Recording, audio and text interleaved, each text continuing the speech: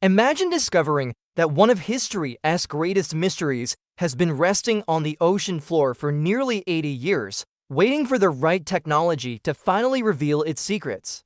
What if everything we thought we knew about the final days of World War II was incomplete? What if a German submarine that vanished without a trace in 1945 actually made it to its destination? What was inside that U-boat is so significant that governments are still trying to keep it classified?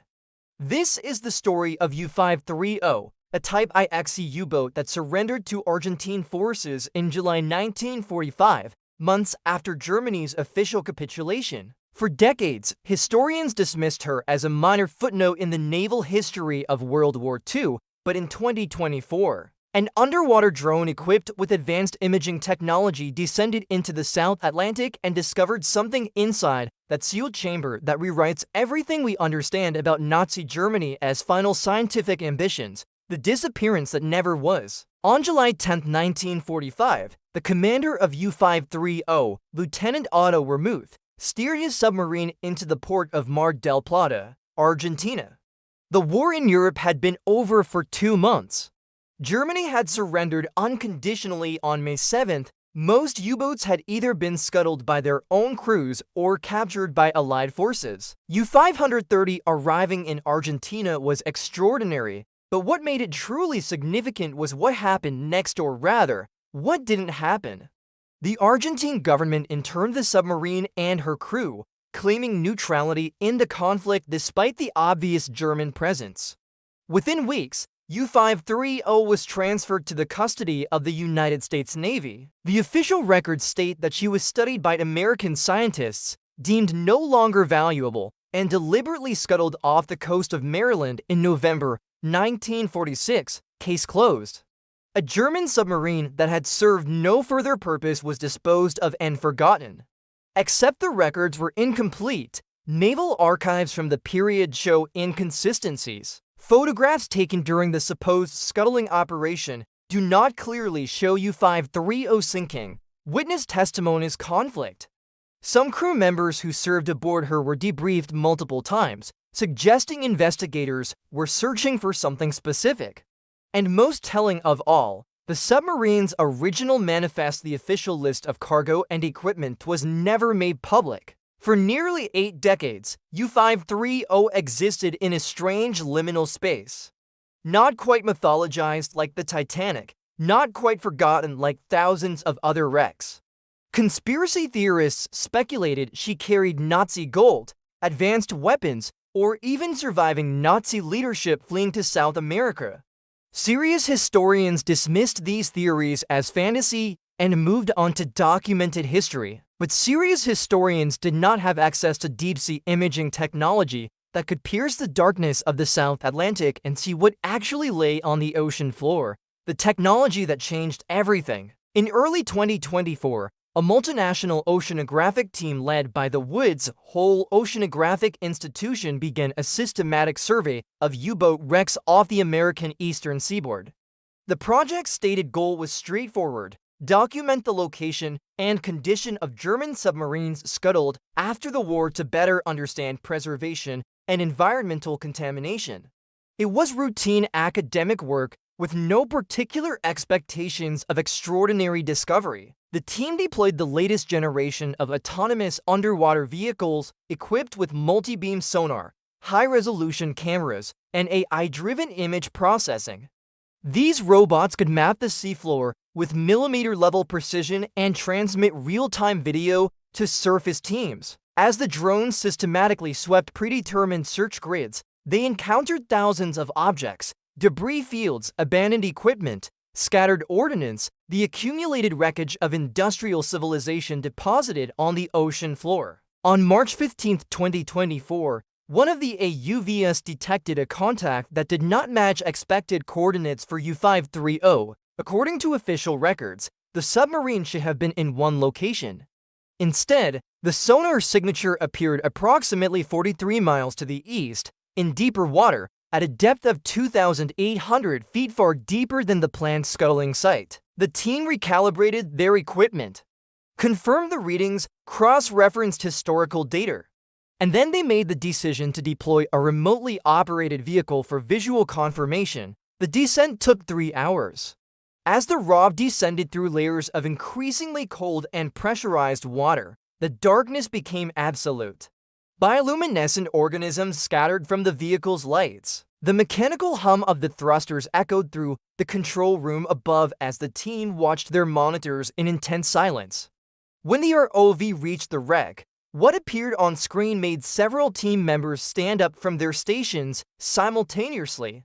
The submarine was intact, not in the fragmentary state of a deliberate scuttling, but preserved in the eerie perfection of the deep ocean. Her designation U-530 was still visible on the hull.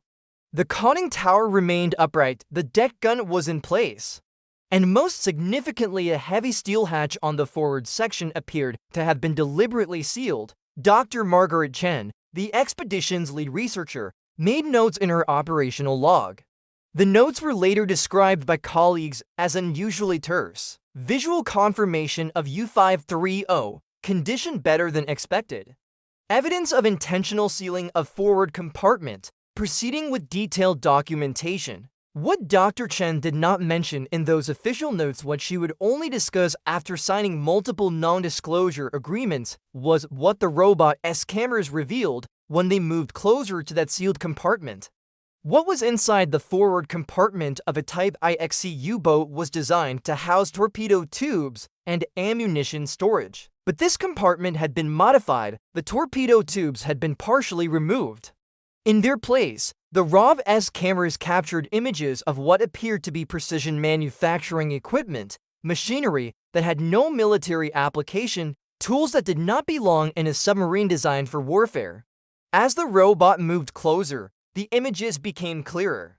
Crystalline structures, laboratory apparatus, and at the center of it, all carefully arranged in lead-lined containers, were objects that the AI image analysis software identified as radioactive materials. The team's nuclear materials expert, Dr. James Richardson, examined the imagery frame by frame. His assessment, delivered in a secure communication to the expedition leadership, was brief and explosive. These appear to be enriched uranium samples. Significant quantities. If the visual analysis is correct, we are looking at materials that could have been used for weapons development or energy research. The immediate question was obvious. How did enriched uranium end up inside a German U-boat that had supposedly been disposed of in 1946? The answer required understanding what happened to U-530 between her surrender in Argentina and her appearance on the ocean floor with a sealed compartment full of classified cargo, the hidden history. What the declassified documents eventually revealed, documents that researchers obtained through Freedom of Information Act requests and diplomatic channels, was a story of scientific desperation and strategic deception. U-530 had been on a mission when she arrived in Argentina. Her destination was not a safe harbor. She was fleeing. The cargo in her forward compartment represented the final remnants of a German atomic research program that the Nazis had understood, in the war's final weeks, would never be completed. The uranium samples, the research notes, the equipment, all of it was being transported to Argentina, where a small community of German scientists and engineers had already established themselves, hoping to continue their work beyond Allied reach. But the Americans knew about the mission. U.S. naval intelligence had been tracking U-530's movements. The submarine's arrival in Argentina was not a surprise, it was an interception. American officials worked quietly with the Argentine government to seize the vessel and her cargo. The official record of internment and study was cover for one of the most significant acts of scientific confiscation in history. The question became, what to do with the submarine itself? She was now loaded with evidence of Nazi atomic ambitions. She was a ship that had transported contraband materials. Keeping her intact presented a security risk. If journalists discovered her, if the documents aboard her became public, the American government would face uncomfortable questions about what it knew and when it knew it about German atomic research.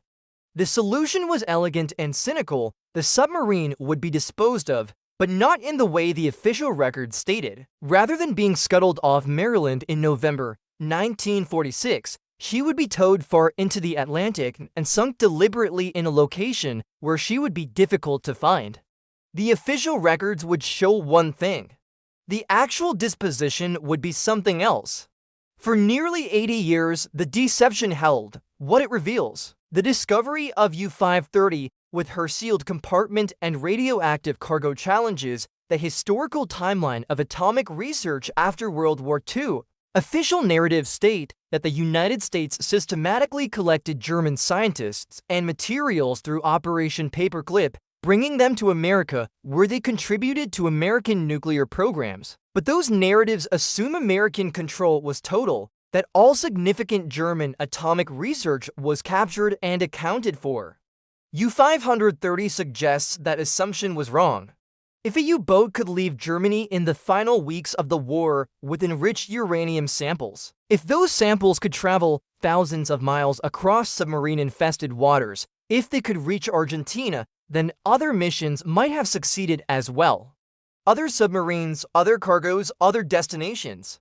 The official story of Operation Paperclip presents American knowledge as comprehensive. The actual history appears far messier. The uranium samples aboard U-530 underwent preliminary analysis by Department of Energy specialists. The isotopic composition matched. What happened to those samples after 1946 remained classified. Officially, they were secured and presumably transferred to American atomic facilities. Unofficially, some researchers speculated they may have been provided to Allied nations, traded for intelligence, or simply stored in secure facilities where they remained for decades. The research notes aboard U-530 presented their own mystery. Written in German, they described theoretical work on uranium enrichment methods that differed significantly from the gaseous diffusion process the Americans were using. The German approach was less efficient by the standards of the time, but it suggested a different theoretical framework, different assumptions about atomic physics. Dr. Chen and her team were not permitted to conduct independent analysis of these documents. They were photographed, cataloged, and immediately transferred to military custody. The expedition's final report, released to academic institutions, contained no mention of the contents of the sealed compartment. An official statement from the Department of Defense confirmed that U-530 had been located, that her condition had been documented, and that further analysis would proceed through appropriate governmental channels. Which meant, in practice, that the public would learn nothing more. The implications. The discovery of U-530 raises questions that extend far beyond the history of World War II. It suggests that our understanding of the immediate post-war period is incomplete. It implies that governments understood significant threats existed and chose to conceal rather than disclose. It demonstrates that technology eventually reveals what human institutions try to bury. For 80 years, U-530 rested on the ocean floor, her cargo inert, her secrets preserved in the cold darkness. The American government's deception held because the technology to challenge it did not exist. But technology advances, new tools become available. What was impossible to discover in 1946 became routine in 2024. The parallel to the other great discoveries of recent years is obvious. The Titanic sank 112 years before three-dimensional scanning finally revealed the truth about her destruction. The MS Estonia was sealed for 30 years before unauthorized drones forced governments to reopen investigations. The deadlight wrecks have sat untouched for 80 years, waiting for technology that might expose what lies in their holds. Now, U-530 joins that list, a secret that technology finally made visible. The question that haunts researchers now is simple. What else is down there? How many other wrecks carry cargo that governments do not want examined? How many sealed compartments rest on the ocean floor, waiting for the technology that will force us to confront inconvenient truths about our own history? How many times have institutions made decisions based on information they withheld from the public, decisions that seemed necessary at the time but appeared deeply troubling in retrospect?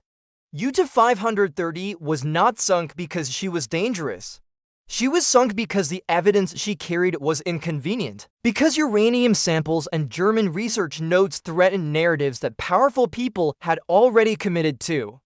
Because the truth, sometimes, is less useful than a carefully maintained fiction. The U-boat rests in darkness now, her sealed compartment photographed and cataloged, her cargo accounted for and transferred to secure facilities. The expedition team returned to the surface, their data processed through military channels, their most significant findings restricted from public view. But the wreck is still there, the evidence is still there. And technology continues to advance, one day perhaps not in our lifetime, but eventually someone will ask the next question. And when they do, they will find that the ocean, like history itself, is far less forgiving of our secrets than we would like to believe.